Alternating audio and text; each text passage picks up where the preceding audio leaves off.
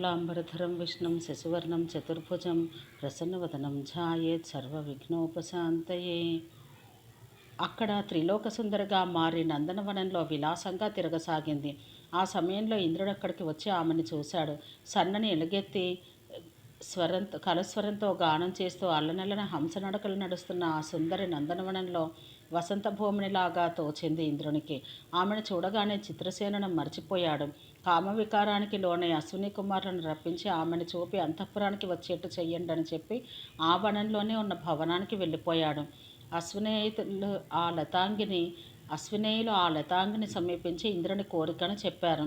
ఆమె చిరునవ్వు నవ్వి ఆయన స్వయంగా వచ్చి కోరితే నా అభిప్రాయం చెప్తానన్నది.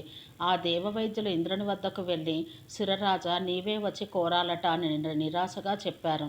సురరాజు సంభ్రమంగా వచ్చి తన్వంగి ఆజ్ఞాపించి ఏమి చేయాలి, నీ దాసుని కటాక్షించు అని ఆకాంక్షగా అన్నాడు.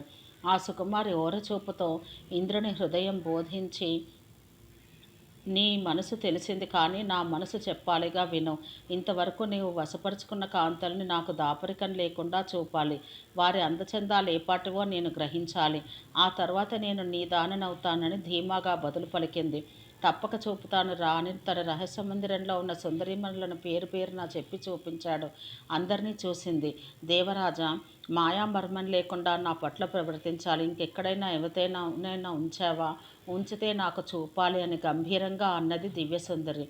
సుందరాకారంతో ఉన్న నాడీ జంఘ అనగానే ఇంద్రుడు చిరునవ్వు నవ్వి మాయామర్మం ఎందుకు, ఇంకొక వగలాడి ఉంది, రా చూపుతాను అని ఆమెతో సహా విమానం ఎక్కి మందరగిరికి వస్తూ ఉండగా ఆకాశగమనం పోతున్న నారదుడు కనిపించాడు. ఇంద్రుడు విమాన వేగాన్ని తగ్గించి సురమునికి నమస్కరించి ఎక్కడికో ప్రయాణం మునీంద్ర అని అడిగాడు. ఎవరు? ఇంద్రుడా? ఆ మానస సరస్సులో స్నానానికి పోతున్నాను. క్షేమమా అని పక్కకు చూసి, ఓ నాడీ జంఘ, మీ సోదరుడు విభీషణుడు కుడాసాగా ఉన్నాడా? ఏమిటి కథ? సురరాజు పక్కకే చేరావు, వస్తాను అని కైలాసం వైపు నారదుడు వెళ్ళిపోయాడు. ఇంద్రుడు నాడీ జంఘను తీవ్రంగా చూసి, ఏమి నువ్వు రాకాసివా? నీ నాటకం కట్టిస్తాను, రావే నిశాచరి అని మందరగిరి చేరువన విమానాన్ని దింపి దిగు కిందకి అని గద్దించాడు. కిక్కురమనకుండా అది దిగింది. పక్కనే ఉన్న ఒక ఆశ్రమం, దానిలోకి జుట్టు పట్టుకుని నాడీ జంఘను ఈడ్చుకుని పోయి వజ్రాన్ని తలుచుకున్నాడు ఇంద్రుడు. వజ్రం చేతిలోకి వచ్చింది. నాడీ జంఘ పెనుబొబ్బ పెట్టింది, రక్షించు రక్షించు అని. అంతలో ఆశ్రమవాసి అయిన తృణబిందు మహర్షి వడివడిగా వచ్చాడు. అప్పుడే ఇంద్రుడు వజ్రంతో ఆ రాక్షసుని తెగనేశాడు. ఆ ఘాతుక కృత్యం చూసి ముని విచారుడై, ఓరి క్రూరుడా, ఎంత దారుణం పని చేశావురా? నా ఆశ్రమంలో స్త్రీ హత్య, దుర్మార్గుడా, నీకు ఇదే శాస్తి, స్త్రీ అయిపోదువుగా అని శపించాడు. దెబ్బకి దెయ్యం లొంగుతుందన్నట్టు శాపం చెవిన పడగానే ఇంద్రుడు భీతితో గజగజ వణుకుతూ మునీంద్రుని పాదాలకు మొక్కి క్షమాపణ చెప్పుకొని, మునీంద్ర, ఇది మహాదుష్ట రాక్షసి, ఆ కారణం చేత దీన్ని చంపాను, క్షమించు అని ప్రార్థించాడు. నా ఆశ్రమం పుణ్యధామం. ఇక్కడ దుష్టులు శిష్టులు కూడా ఉంటారు, కానీ ఎవరికీ అపకారం జరగదు. అలాంటి చోట నా కళ్ళ ముందు స్త్రీవధ సహించేది లేదు, పో, నీ శాపశిక్ష అనుభవించు అని తృణబిందుడు లోనికి వెళ్ళిపోయాడు. ఇంద్రుడు అక్కడికక్కడ స్త్రీ అయి విమానారూఢుడై అమరావతికి వచ్చి అంతఃపురానికి వెళ్ళి సిగ్గుతో ముడుచుకుపోయి మూల కూర్చున్నాడు. సచికి మతిపోయినట్లయింది. దేవతలకి ఈ విషయం తెలిసి దిగ్భ్రాంతుల ఇంద్రుడితో సహా సత్యలోకానికి వెళ్ళి బ్రహ్మతో మొరపెట్టారు. దేవా, ఏమిటి కర్మ అని జరిగిన కథ చెప్పి, పతిహీనైన సతిలాగా, కృష్ణుడు లేని గోకులంలాగా, ఇంద్రుడు లేని అమరావతి గతి ఏమయ్యేటట్టు కరుణించి ఇంద్రుని స్త్రీత్వం పోగొట్టడానికి ఉపాయం సెలవీయవలసింది అని వేల్పులో వినతి చెయ్యగా విని బ్రహ్మ, మునిశాపం పోగొట్టడానికి నేనే కాదు, శంకరుడు కూడా సమర్థుడు కాడు, అది అనుభవించవలసిందే. ఇంద్రుడు చెయ్యరాని తప్పులు 2 చేశాడు. ఒకటి, కుబేరుని భార్యను ఎత్తుకురావడం.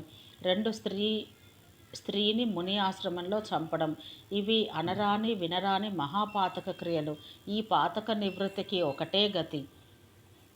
ఓం నమో నారాయణాయ అని అష్టాక్షర మహామంత్రాన్ని శ్రద్ధాభక్తులతో 2 లక్షల సంఖ్యతో నిష్ఠాపరుడై జపించాలి. ఇలా చేస్తే ఈ శాప నివృత్తి అయి స్త్రీత్వం పోతుంది. ఆ తర్వాత అయినా బుద్ధిగా శుద్ధిగా ఉంటే మంచిది. వెళ్ళండి అని ఇంద్రుని చూసి, విన్నావా, వెళ్ళు, నేను చెప్పినట్టు చేయి, కృతార్థుడవుతావు అని కసిరి పొమ్మన్నాడు. ఆ తర్వాత ఇంద్రుడు బ్రహ్మ చెప్పినట్టు చేసి విష్ణుదేవుని అనుగ్రహానికి పాత్రుడై స్వరూపం పొందాడు. విన్నావా రాజా అష్టాక్షర మంత్రమహిమ? ఈ కథ చదివిన వారు విన్నవారు పాప విముక్తులై విష్ణుదేవుని అనుగ్రహానికి పాత్రులై జన్మాంతమందు శ్రీహరి పాద సన్నిధికి చేరుతారు అని మార్కండేయుడు సహస్రానీకునికి చెప్పినట్టు సూతుడు భరద్వాజాది మునులకు చెప్పాడు. కథ అంతా విని సహస్రానీకుడు అడిగాడు, చిత్రసేన సమాచారం ఏమైనట్టు అని. అప్పుడు మార్కండేయుడు అన్నాడు, ఏముంది, బ్రహ్మలోకం నుండి అమరావతికి వచ్చి వేల్పులు ఇంద్రుణ్ణి అడిగారు, చిత్రసేనను ఎక్కడ ఉంచావని. సిగ్గుతో చెప్పాడు ఇంద్రుడు తల వంచుకొని, మందరగిరి కందరంలో ఉంచానని. వెంటనే సచీదేవి వెళ్ళి చిత్రసేనను తోడుకొని వచ్చి తగిన మన్నన చూపి చెలికెత్తను తోడిచి విమాన ప్రయాణంలో కుబేరుని వద్దకు పంపించింది. ఇది చిత్రసేన విషయం. ఓం సహనాభవతు సహనో భునత్తు సహ వీర్యం కరవావహై తేజస్వినావధీతమస్తు మా విద్విషావహై. ఓం శాంతి శాంతి శాంతి.